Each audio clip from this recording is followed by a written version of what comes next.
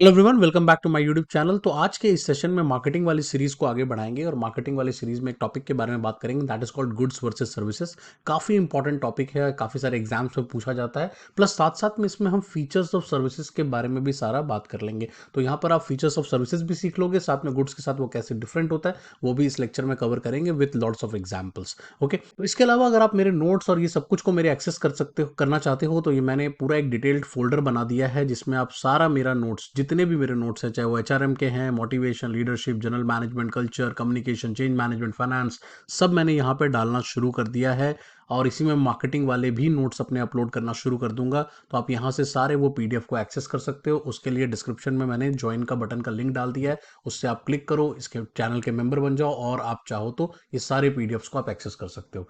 तो आप फटाफट इस लेक्चर का मजा लेते हैं और आई होप अगर आप मेरे चैनल को पसंद करते हो, do subscribe and share with other also. So in this particular session will be talking about goods versus services. मैंने आपको पहले ही बताया था two things which gets highly marketed, दो चीजें जो सबसे ज्यादा मार्केट होती हैं, that is your goods and your services. तो let's talk about the differences between goods and services, ताकि आपको क्लैरिटी से पता चल जाए कि कौन सी चीज गुड्स है और कौन सी चीज सर्विसेज है।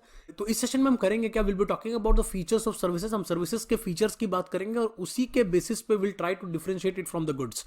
Okay, so let's begin. So first feature is called intangibility.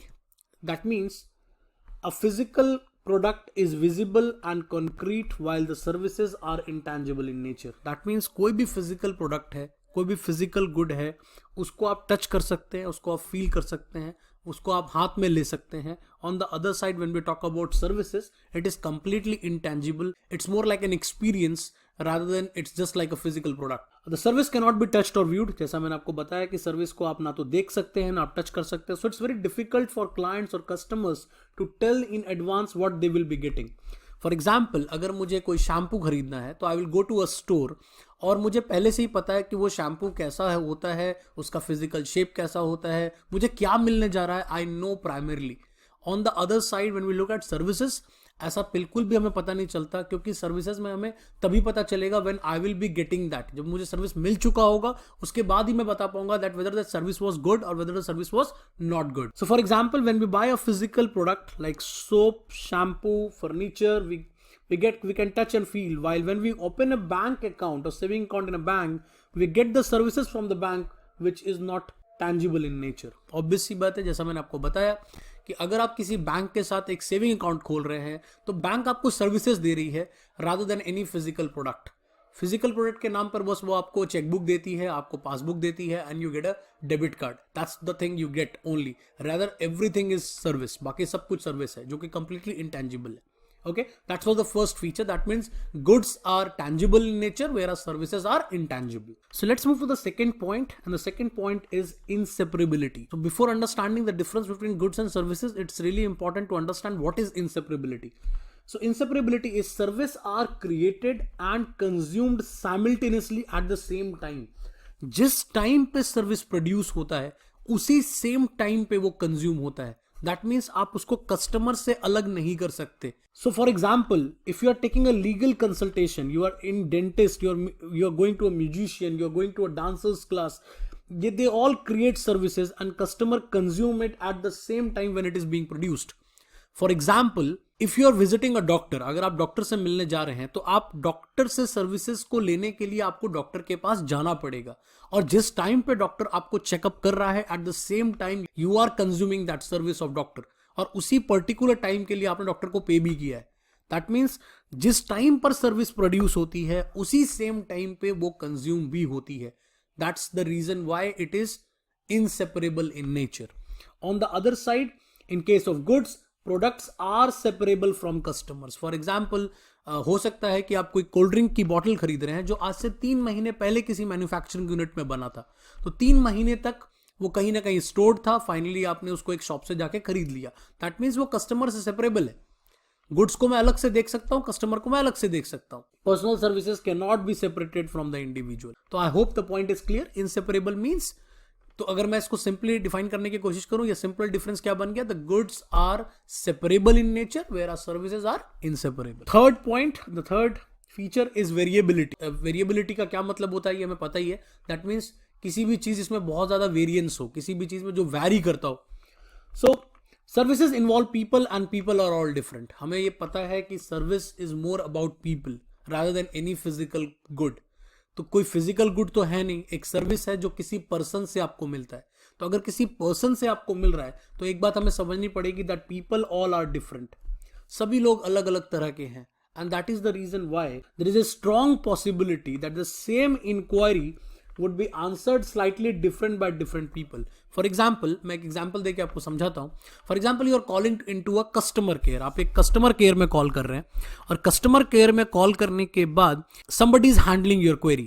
अब आप देखते होगे जब भी आप बार बार कॉल करते हो डिफरेंट डिफरेंट लोगों के पास आपकी सेम क्वेरी जाती है, but different people handle it in different way. अलग अलग तरह के लोग अलग अलग तरीके से उसको हैंडल करते हैं। The same can be seen in the university system also. एक ही कोर्स है, एक ही कोर्स को डिफरेंट सेक्शंस में डिफरेंट टीचर्स पढ़ाते हैं, बट हर टीचर के पढ़ाने का तरीका अलग है और उसकी वजह से कोर्स का जो कंप्लीट एक्सपीरियंस होता है वो चेंज हो जाता है। कोई कोर्स को बना देता है और कोई कोर्स को बिगाड़ देता है। Even the same person will have different style in different times. कहने का क्या मतलब है, अगर आप सेम पर्सन से भी बात करेंगे, अगर सेम पर्सन भी आपको पढ़ाएगा आगे दूसरी बार, तो उसका भी पढ़ाने का तरीका थोड़ा बहुत स्लाइटली वेरिएशन आएगा, because it's a people oriented sir. It is important to minimize the difference in the performance through training, standard setting and quality assurance. Although बहुत सारी कंपनीज इस वेरिएबिलिटी वाले पॉइंट को खत्म करना चाहती है, बिकॉज अगर वेरिएशन आता है तो प्रॉब्लम आती है। So that's the reason why what companies do, they try to give extensive training to people. वो बहुत ज़्यादा ट्रेनिंग देती है लोगों को, जिसकी वजह से आप जितनी बार भी कॉल करते हैं हर पर्सन आपको सेम तरह से रिस्पॉन्ड करता है। Then you have standard setting. Standard settings भी होती हैं। For example, I work with Wipro BPO. मैंने अपने कैरियर में विप्रो बीपीओ के साथ काम किया था, तो वहाँ पर मुझे जो एक चीज़ याद आती है कि वो क्या करते थे, for every query they use to have a standard answer. हर क्वेरी का एक स्टैंडर्ड आंसर था। तो कोई भी क्वेश्चन अगर मेरे से कोई कस्टमर पूछता था तो मैं फाइल को खोलता था and I use to see that standard answer, और मैं उसी स्टैंडर्ड आंसर को ही देता था रादर देन कि मैं अपनी बात बोल दूं। तो सभी लोगों को यही ट्रेन किया जाता था कि आप स्टैंडर्ड आंसर को ही बोले।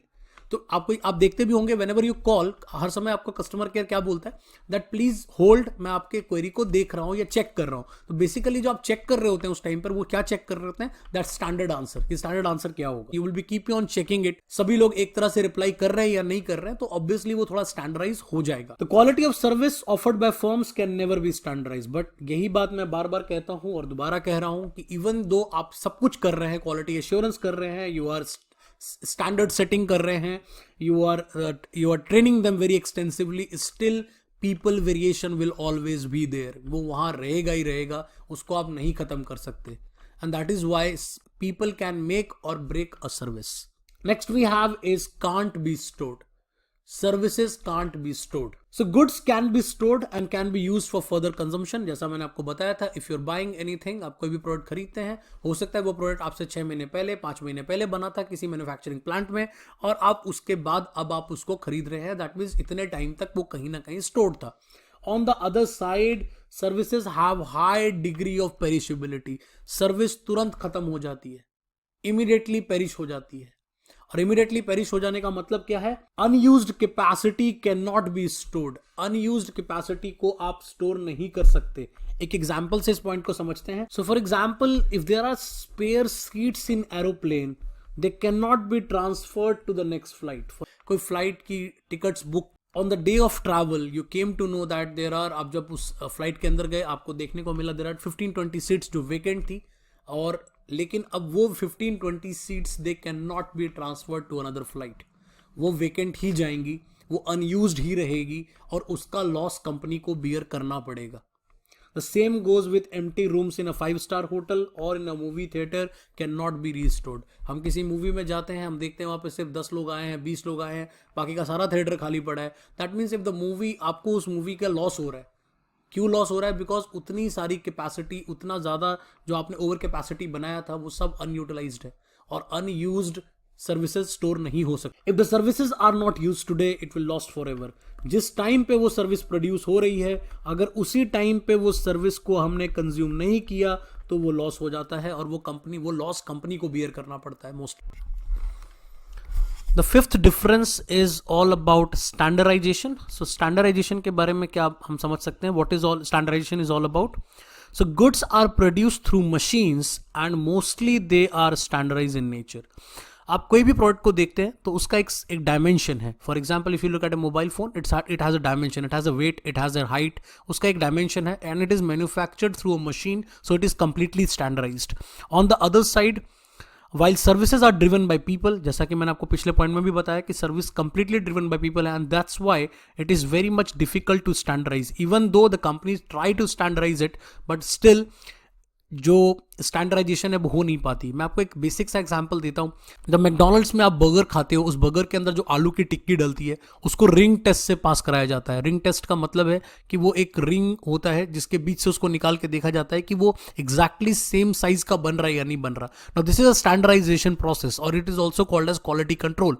But at the end of the day that burger will be delivered by someone in the store and that will be a person.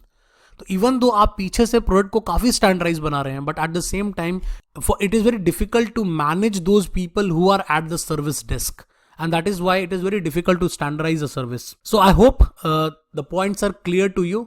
तो अगर हम इसको clearly summarize करें, the summarization is that services are intangible in nature, services are inseparable in nature, services vary from one person to another person, services can't be stored. So this was all about the difference between goods and services. I hope the point is clear. So thanks for watching. We'll be meeting in the next session.